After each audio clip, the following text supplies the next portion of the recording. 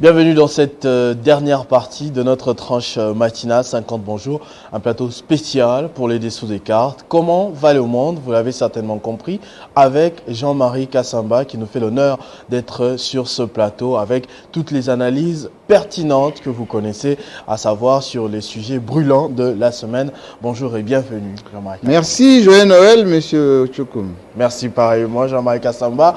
Cette semaine encore, vous avez fait parler de vous depuis lundi.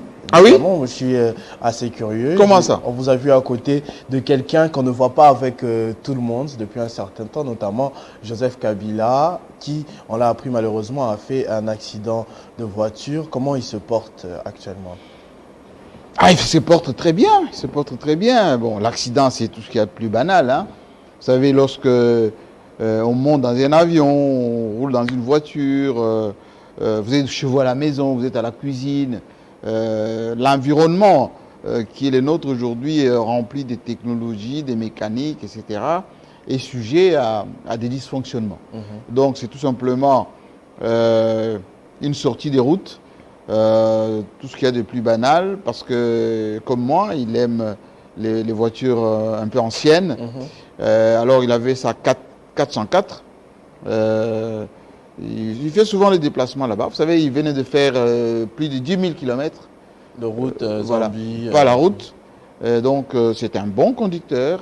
Alors, en sortant de chez lui, je pense qu'à un moment donné, les freins de cette voiture ancienne ont lâché. Et puis, il a fait la sortie de route. La voiture a heurté un peu les arbres qui étaient autour. Voilà, et il est sorti de la voiture. Est-ce que c'est vrai ce que les gens ont raconté, que voilà, il a fait 3 tonneaux spectaculaires, Abimi, le quoi dessin animé, à Zokite. Non, il est ôté. Non, c'est une sortie de route. D'abord, on ne peut pas faire les tonneaux au bord des routes qui sont arpentées des arbres. Donc les arbres, forcément, vont empêcher le véhicule de trop bouger. Le flanc, on va dire, droite, le flanc droit de la voiture qui est un peu cabossé, c'est dû au choc avec l'arbre. Voilà. Et donc, l'arbre a retenu. C'est d'ailleurs, heureusement d'ailleurs qu'il y a des arbres le long de cette route, parce que c'est vraiment arpenté, hein, c'est très accidenté, c'est en fente. Donc, ces arbres ont amorti, c'est les termes, le véhicule qui était sorti. Et donc, il était avec son chauffeur, ils n'étaient pas blessés. Il y a eu tout simplement une certaine commotion de choc lorsque vous avez un mouvement incontrôlé. Donc, c'est pour cela qu'il a observé quelques heures d'observation, un peu de, comment vous appelez ça? Perfusion. Des perfusions pour les émotions du corps, tout simplement. Ouais, voilà. Il nous suit probablement ce matin. Il nous suit tous les jours. On a vu tout à l'heure dans Escale sur le net beaucoup de commentaires quand on a publié le no comment justement de cette visite que vous lui avez Ils disent quoi, les gens? rendue. Que des commentaires positifs, que Dieu le garde, que Dieu ceci, cela. En tout cas, même Rufus Lukanga l'a dit, étrangement, tout était positif à son Joseph sujet. Kabila... Est-ce qu'il a conscience que les Congolais l'aiment aujourd'hui encore plus qu'hier? Très franchement, Joseph Kabila est un homme bien. Il est vraiment bien, qui ne fait du mal à personne, qui n'a jamais fait du mal à personne. Voilà un jeune homme d'une famille d'un rebelle contre la dictature de l'impérialisme dans les années 60, né dans l'adversité, lui et ses frères et sœurs. Ils ont quasiment vécu dans la clandestinité, changement des noms, changement des lieux, changement d'identité, camouflage. Et ces jeunes hommes arrivent à peine à 18 ans, il entre dans la vie militaire. À la fois, il était formé, ensuite, le maniement d'armes, et il a appris à aimer le pays dès son jeune âge. Il n'a vécu que dans ça. Quand ils arrivent avec son père ici, dans les années 90, 97 exactement, il était jeune, très jeune. Il a fait la guerre depuis l'Est. La chute de Kisangani, c'est Joseph Kabila. La conduite des troupes autour de Lubumbashi, c'est Joseph Kabila. Ici, l'entrée, notamment de Kinshasa, c'est Joseph Kabila qui bivouaquait ici le long du fleuve avant l'entrée des troupes de l'AFTL ici.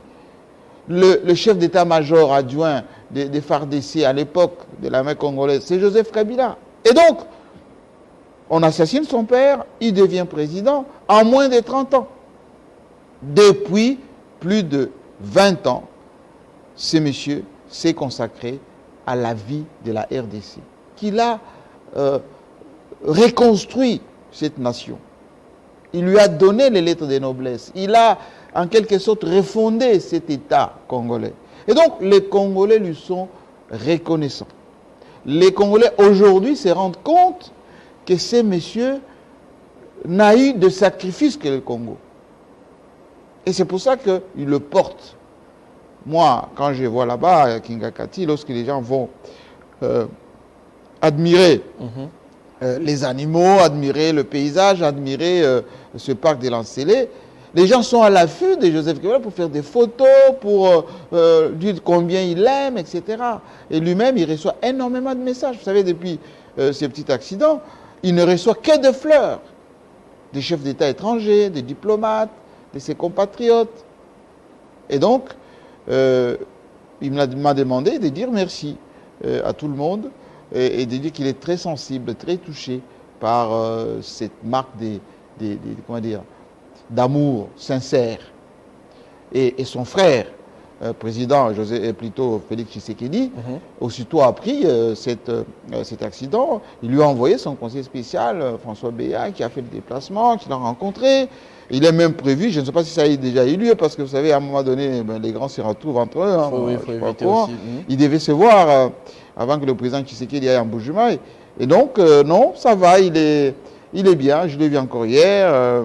On a mangé la congolaise, comme on dit, la nourriture fraîche de Kingakati. Et sans surprise, Joseph Kabila n'a pas pipé mot au sujet des enquêtes de Hold Up, Congo Hold Up, des médias internationaux, Century et consorts. Mais ses avocats sont quand même sortis du silence hier lors d'une conférence de presse. Comment vous analysez cette réaction? Est-elle appropriée?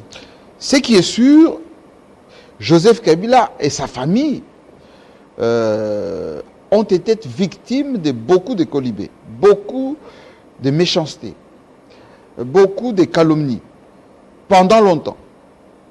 À un moment donné, ils ont beaucoup supporté, parce qu'effectivement, la charge de l'État vous expose, comme c'est le cas de Tshisekedi aujourd'hui, et de temps en temps, il faut parfois faire fi de cela et puis avancer. Mais ça commence à devenir où c'est déjà beaucoup, c'est déjà trop. Et donc, il est décidé maintenant, et ça je le dis avec force de détail, il est décidé maintenant que quiconque, je dis bien quiconque, diffame, quiconque dit des choses qui ne tiennent pas la route, quiconque avance des propos qui ne tiennent pas la route, il y a toute une batterie des avocats, ici au Congo, en Afrique et à travers le monde, qui vont systématiquement demander des comptes aux gens. Et donc, il n'est plus question aujourd'hui de continuer à polluer l'environnement, à salir la vie d'un homme sur des mensonges inutiles. Et donc, il est décidé que non seulement cette affaire-là, des Congo Hold Up, qui est une fausse affaire de mensonges, de montage fallacieux, qui a des procédures déjà entamées, ici en RDC, en Afrique, notamment en Afrique du Sud, Zimbabwe, à Paris, il y a une délégation qui est aux États-Unis en ce moment, où je vous parle, pour porter plainte et entamer des procédures pour que tous ces gens qui racontent des balivernes rendent compte, les cas échéants, des dommages.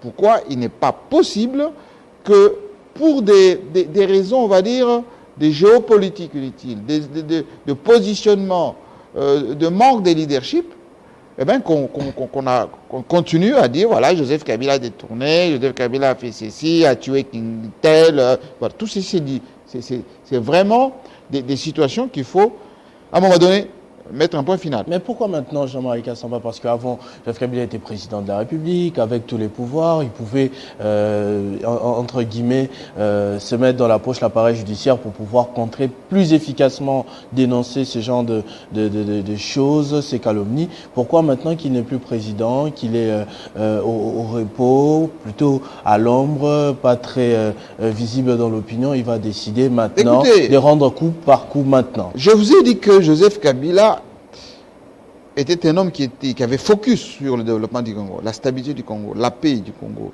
le développement du Congo. Et il a beaucoup toléré.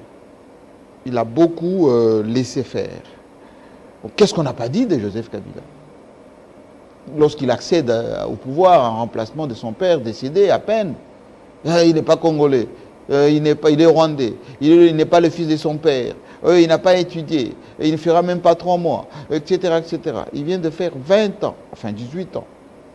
Et vous voyez ce qu'il a fait du Congo, une grande nation, une armée, une économie, des infrastructures, etc., respectabilité dans la sous-région. Et il a financé les élections sur fonds propres. Il a légué à Félix Tshisekedi un pays debout. Et donc, il n'avait pas du temps, lui, à passer de moments de se justifier, de poursuivre parfois des vanipieux qui n'avaient pas qualité, etc. Il était focus, il était concentré sur le pays. Mais à un moment donné, il y a quand même la dignité, la fierté. N'est-ce pas? Eh bien, ce n'est pas lui en tant que personne, c'est tout ce qui l'entoure, ses conseils, les gens qui l'aiment bien, le chef d'État étranger, les Congolais même, beaucoup de leaders. Ce que vous avez vu hier au fleuve Congo, c'est un échantillon, c'est vraiment un échantillon. Vous savez qu'à travers le monde, beaucoup de gens étaient choqués de tout ceci. Et donc, il croit en la justice, il croit en l'homme, c'est pour ça que ces procédures sont entamées. Regardez ce qui se passe dans notre pays, même s'il y a beaucoup de critiques envers notre justice.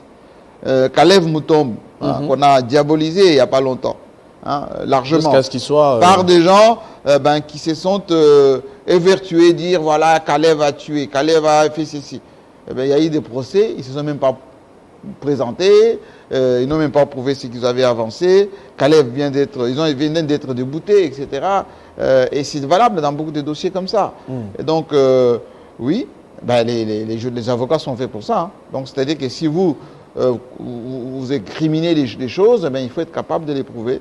Et ce que les gens doivent savoir est que désormais, tout ce qui avance, quoi que ce soit sur Joseph Kabila, sur sa famille, sur ce qu'il a pu faire à la tête du pays, il faut qu'il soit capable de les prouver. Parce que les procédures seront entamées. Entre-temps, le Félix... Et les fameux Congo hold-up.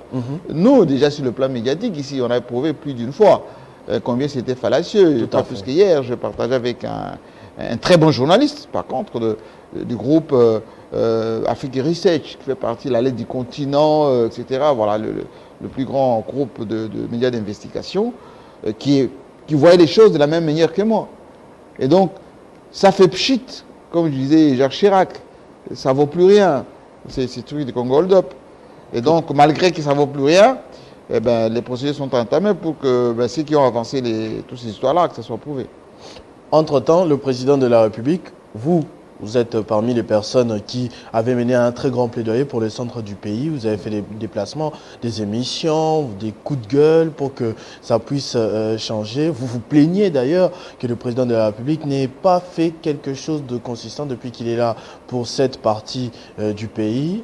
Félix Tshisekedi va aller fêter Noël chez lui, dans ses origines. Comment vous réagissez en tant que également notable du Grand Kassai, tant de fois décoré et remercié par la communauté?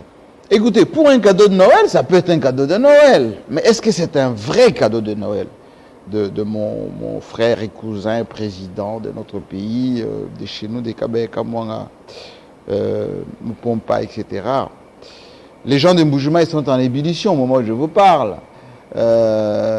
Certainement que certains ont balayé devant leur case cette route qui quitte l'aéroport d'Endjili jusqu'à Djoulou là-bas, où il va y avoir cette résidence dans cette ville Miba, où était Kalonji Ditunga, où Mobutu descendait, là où Joseph Kabila a passé presque 18 ans. quand il descendait à Mbuji-Mayi pour dormir.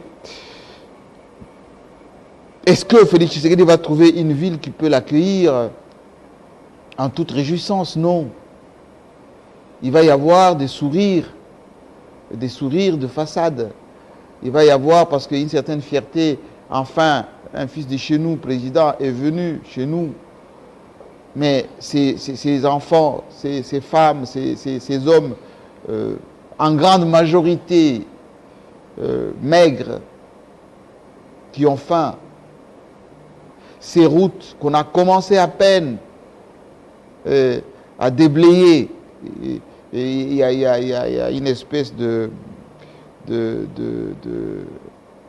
boue quasi partout chez nous. Là-bas, c'est très comment dire, sablonneux. Enfin, la route de Mbuji-Mayi sont rouges parce que c'est une On a vu un petit geste là qui a failli être posé, puis la pluie est venue. Oui, encore, mais j'ai reçu ici, moi, le monsieur de l'OVD qui m'avait dit qu'il y avait les gelous chez nous, qu'on avait déjà commencé la voirie de Mbuji-Mayi.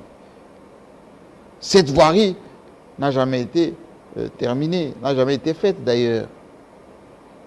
Depuis cette semaine, la semaine dernière, on a les engins circulent un peu dans la ville et tout.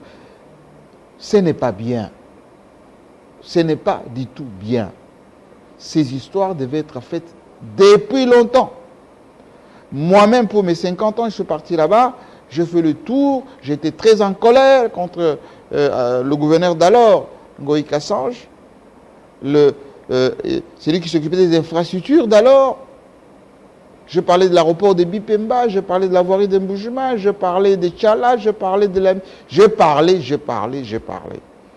À l'époque, il y avait encore quelques ressortissants de Kasaï qui étaient dans les affaires, mais aujourd'hui, il y en a 80% qui sont aux affaires, qui pouvaient déplacer en Mbuji-Mayi des engins pour faire des travaux assez rapidement, aménager où le président peut passer du temps à recevoir.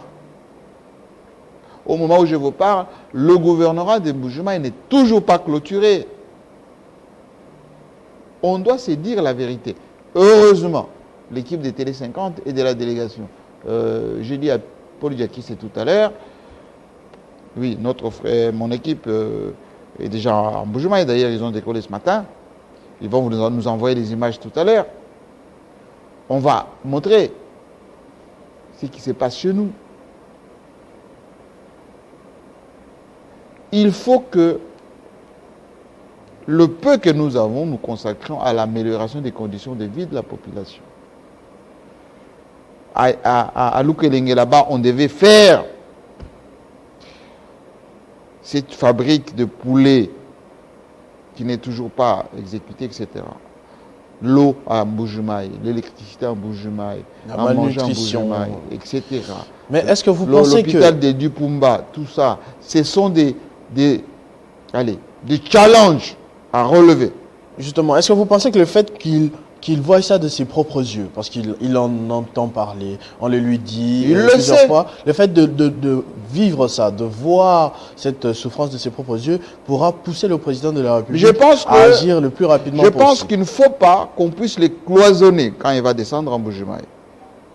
Qu'on ne les cloisonne pas, ils quittent l'aéroport, escortent jusqu'à la résidence, et puis il y a des groupes folkloriques qui vont venir faire du tam-tam, etc., les salamalek. On les cloisonne, il ne peut pas sortir de là pour qu'ils soient choqués par la misère de chez nous, choqués par le marché des Bakwadjanga, des Zaïre, ex-Zaïre, des Sims, de partout.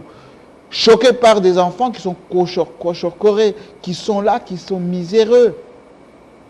Il ne faut pas qu'on les cloisonne, qu'ils voient ça.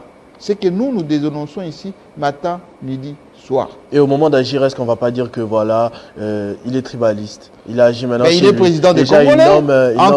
Il nomme trop des Kassaïens. Encore heureux qu'il le fasse.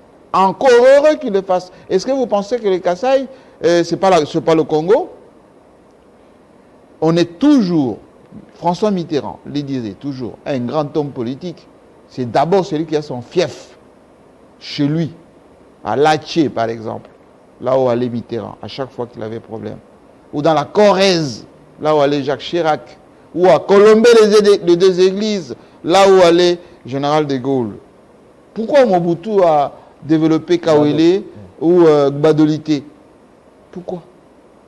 Pourquoi Joseph Kabila a réhabilité Manono? Même si il aime vivre à Kingakati, à Kinshasa, même si il est à Kachamata, plein de Lubumbashi. Mais quand vous allez à Manono aujourd'hui, vous aurez Kabila a asphalté, a mis de l'éclairage. Pourquoi Matata Mpogno a désenclavé Kindu? Les gens qui se sont précipités dans l'équipe d'avance du président Tshisekedi en Mbuji-Mayi, la grande majorité des leaders du Kasaï devraient avoir honte. Tous ces députés, tous ces ministres, tous ces ADG, tous ces gens qui sont à ce moment en Mbuji-Mayi, dans les hôtels d'autrui, ils devraient avoir honte. Ils devraient être chez eux, dans leur propre maison. Pourquoi ils vont habiter à Gloria, chez Moïse Chikouya, qui a été d'ailleurs remercié il n'y a pas longtemps? Ils devraient avoir au moins, ne serait-ce qu'un toit, pour vivre chez soi. Comme font les gens du Bas-Congo, comme font les gens du Maniema, comme font les gens du Katanga. C'est bien beau d'aller dans l'équipe d'avance du président Tshisekedi. Mais encore faut-il que vous ayez un chez vous, là-bas. C'est ça aussi la fierté. Ce n'est pas d'aller dormir chez des gens, aller dormir dans des hôtels. Et bien quel hôtel d'ailleurs? Il n'y en a même pas 5 en Mbuji-Mayi qui valent la peine. Fait qui va rendre certainement la vie, bien que dans la fête, assez compliquée là-bas. Bien évidemment, c'est compliqué parce que non seulement ils n'ont pas où dormir, ils vont louer les quelques véhicules qui sont là-bas. Il n'y a pas de carburant, les carburants coûtent beaucoup plus cher. On a tout importé, de l'eau. C'est maintenant que les gens vont voir peut-être les yaourts en Mbuji-Mayi, alors qu'il n'y en avait même pas. Donc ça va être une grande pause, en tout cas, en cette fin d'année. Non, je pense que c'est une claque. C'est une claque au leadership du Kasaï qui doit se regarder en face, là, maintenant. Que ce soit en Mbuji-Mayi, que ce soit à Kananga, que ce soit à Chikapa, que ce soit le président, je pense, il a au Sankourou. C'est une claque. Que ces gens se regardent en face. C'est bien beau d'être à Kinshasa ici, sur des plateaux de télévision, habiter ma campagne, etc. Il faut se regarder en face. C'est bien beau de donner des leçons. Il faut maintenant se regarder en face, dire qu'avons-nous fait de notre terroir. On disait l'autre fois, Mobutu n'aime pas les Congolais, Kabila n'aime pas les Kassaïens, les Balouba. Maintenant, nous avons la signature. Que faisons-nous de cette signature pour les Kasaï? C'est ça la première question. Tout n'est pas seulement Tshisekedi. Il ne faut pas dire le président ne fait rien, mais vous êtes leader. Vous pouvez aussi orienter vos investissements là-bas, vos ONG là-bas.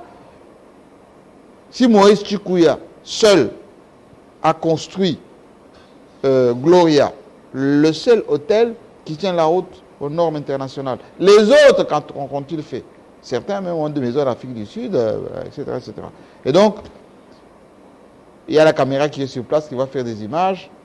On se fera le plaisir de montrer. Et entre-temps, à Kinshasa, à l'Assemblée nationale, on va clôturer la session de septembre aujourd'hui avec une surprise. On ne va pas dire surprise, en tout cas on s'y attendait, mais peut-être pas de la manière dont les choses se sont passées. L'entérinement des nouveaux membres de la CENI, l'équipe de la CENI qui est affichée complet, avec notamment l'entrée de Didi Manara, Agema Tembo et M.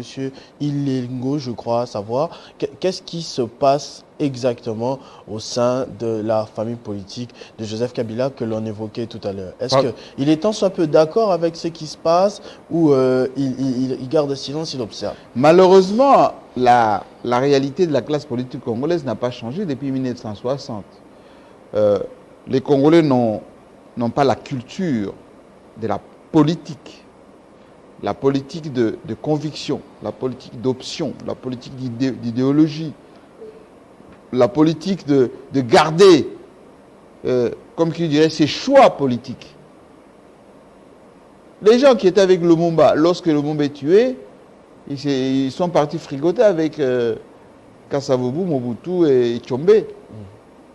Lorsque Mobutu fait son coup d'État, même les Né-Congo qui étaient avec Kasavubu, ils sont partis pactiser avec Mobutu. D'ailleurs, la plupart ont bénéficié même de largesse de la zarianisation. On leur a donné beaucoup de biens, les gens de Congo central. Lorsque Mobutu part Tous ceux qui étaient avec Mobutu, alors qu'ils quittaient l'Antsélé pour revenir en ville après les fameux discours de mois d'avril 90, vous comprenez mon émotion, vous vous rappelez? Tout à Eh bien, fait. ils ont confectionné les statuts de leur parti politique. Et le lendemain, ils ont nié que c'était Mobutu. Et regardez, Joseph Kabila, à peine il donne le pouvoir à Félix Tshisekedi, eh bien, elle commence à tergiverser, etc. Non, tout ceci, ce n'est que le folklore classique des Congolais qui n'aiment pas être au chômage, qui n'aiment pas affirmer leurs convictions. Aller à la CENI pour faire partie du bureau. Mais ces gens-là qui sont partis à la CENI, ça serait bien aussi qu'ils se regardent un tout petit peu, d'où ils viennent, comment ils sont arrivés à la politique, comment ils ont eu des postes. C'est comme quelque sorte de la vanité. Mais Joseph Mais Kabila, Joseph Kabila est un grand homme politique. Aujourd'hui, il y a beaucoup de gens qui sont en train de formaliser sa pensée politique. La génération Joseph Kabila, les choses partent de très vite. Ça, c'est en quelque sorte transitoire, c'est ce que vous êtes en train de dire, la CENI, etc. Encore faut-il qu'il y ait des élections en 2023. Encore faut-il que les choses se fassent dans ce que les gens pensent. Ce n'est pas ça du tout. Quand on voit ce qui s'est passé à Kisangani avec Moïse Katumbi, ce qui s'est murmure au MLC, c'est bien beau de se précipiter à la CENI, mais encore faut-il que cela soit rentable. Il faut parfois être serein, il faut parfois être un homme de conviction pour savoir attendre. Et les Congolais n'ont pas la capacité d'attendre. Il suffit qu'ils soient contactés la nuit, voilà, on monte l'opération. C'est du débauchage classique. Donc, comme on vous a aujourd'hui, on va profiter aussi. Vous êtes un spécialiste du continent, également des questions internationales. C'est une notification qui vient de m'arriver maintenant du journal Le Monde pour parler de la situation du Mali. Par exemple, je vois que Paris et ses alliés sont en train de dénoncer le déploiement du groupe Wagner. Écoutez, je vous l'avais dit ici, plus d'une fois, vous ne m'écoutez pas. Enfin, les autres disaient, mais GMK, avec sa géopolitique, il nous parle toujours. Je vous avais dit que la Russie est de retour sur le continent africain, que la Russie avait déjà pris le contrôle de la Libye, c'est pour ça que la guerre de la Libye avait changé, que la Libye avait pris le contrôle de la République centrafricaine, c'est pour cela que les choses ont changé, qu'au Sahel, la Russie est en train de prendre le contrôle du Mali. Le coup d'État de celui qui est aux commandes aujourd'hui, c'est le coup d'État managé par la Russie. Le groupe Wagner était déjà sur place au Mali. Et c'est pour cela que les troupes françaises ont déguerpi Tombouctou et d'autres bases qui étaient installées là-bas. Aujourd'hui, ça c'est en quelque sorte la petite guerre de communiquer. Hein, ça ne va pas dissuader la Russie à continuer son installation sur le continent. Les groupes Wagner, d'ailleurs, la conférence de presse d'hier de Poutine, qui avait souvent tendance à dire non, on ne connaît pas ces gens-là, il a dit non, les groupes Wagner, vous les condamnez, vous les sanctionnez, etc. Mais ce sont des organisations privées, comme il y en a aux États-Unis, comme il y en a en France, qui font leurs activités. Et donc voilà. Non, c'est la présence russe aujourd'hui, dans cette région, qui sont venus hyper équipés, avec une assistance satellitaire, et ils sont beaucoup proactifs. Et voilà. Donc, les 15 pays qui ont signé ces communiqués, c'est même les 15 pays. Vous savez, par exemple, chez nous, ici en RDC, quand il y avait des problèmes avec Joseph Kabila, il y avait toujours des communiqués de 15. Les Canada, les machins, voilà. C'est la même chose. Mais jusqu'où ce déploiement de la Russie en Afrique? C'est déjà fait. Au-delà de la Libye, de la Centrafrique, du Mali, quel est le but poursuivi? Mais l'objectif, c'est la géopolitique. Parce que Poutine s'est rendu compte que il a conquis la Syrie, par exemple. Il a stoppé là-bas, la Syrie. C'est fini. On ne parle plus de l'Assad et tout ça, c'est fini. Ils sont contrôlés. C'est calme. Le pétrole qui vient du Moyen-Orient, etc., aujourd'hui, la Russie ont mis un point final là-bas. Il restait du côté de l'Ukraine. Parce que l'OTAN était en train de monter du côté de l'Ukraine pour être en face de la Russie. Et il a dit hier, Poutine, attention, attention. Et je pense qu'ils ont temporisé du côté de l'Ukraine là-bas. Maintenant, sur le continent africain, n'oubliez pas que il y a notamment l'Égypte, le canal de Suez. Tout ce qui passe par le canal de Suez passe par l'Égypte, l'Éthiopie. Regardez comment la Russie a donné un coup de pouce à l'Éthiopie. Oui, Oui. aussi. Vous pensez que la victoire de l'Éthiopie face à ces rebelles qui étaient soutenus par les États-Unis via l'Égypte, c'était facile? Non. Et donc, bientôt vous entendrez que Wagner s'est déployé en Éthiopie. Bientôt vous entendrez Wagner s'est déployé du côté du Yémen également, face à l'Arabie Saoudite, qui a une coalition contre les Yéménites du côté de cette guerre du pétrole, parce que l'Iran n'est pas loin.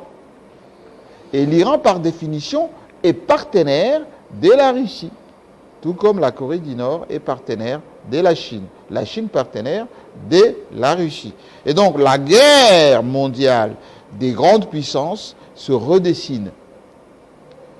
Et vous avez vu qu'il y a d'un côté la guerre de la pandémie, avec tous ces variants, etc., qui affaiblissent les économies. Et en même temps, il y a la guerre de l'économie, avec le pétrole, avec tout ce qu'on appelle les matières premières stratégiques, comme l'uranium au Niger. C'est pour ça que les Français vont se redéployer au Niger pour protéger l'uranium nigérien. Et chez nous ici, c'est la guerre, du cobalt. C'est la guerre également de l'uranium à Chingolobwe. C'est la guerre. Voilà, c'est la géopolitique. Mais la Russie a déjà le pied sur les continents africains.